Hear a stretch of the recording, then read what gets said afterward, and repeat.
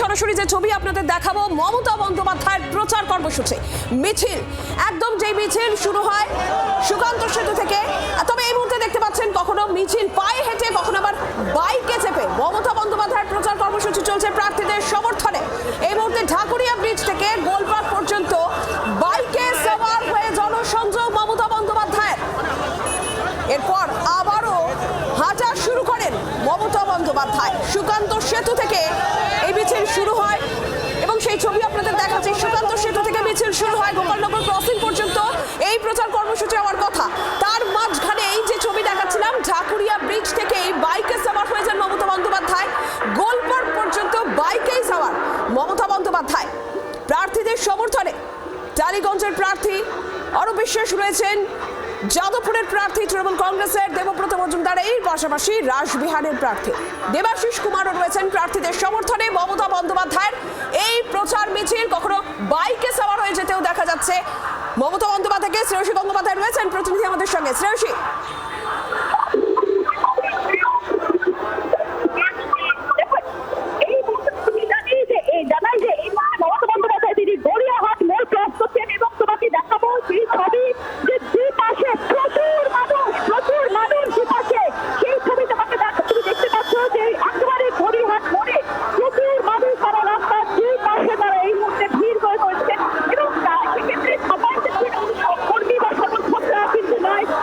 সাধারণ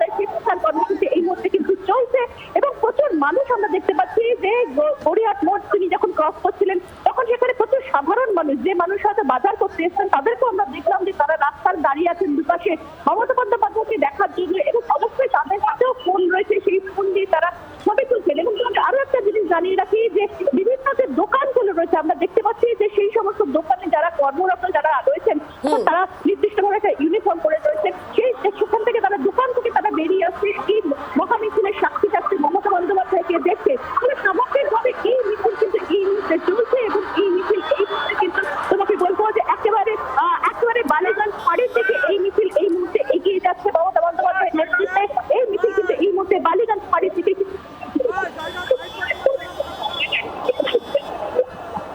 একদমই যে ছবি আমরা দেখতে পাচ্ছি এই মুহূর্তে বালিগঞ্জ ফাঁড়ির দিকে এগিয়ে চলেছে। বাংলার আওয়াজ, বাঙালির আবেগ, জি 24 ঘন্টা।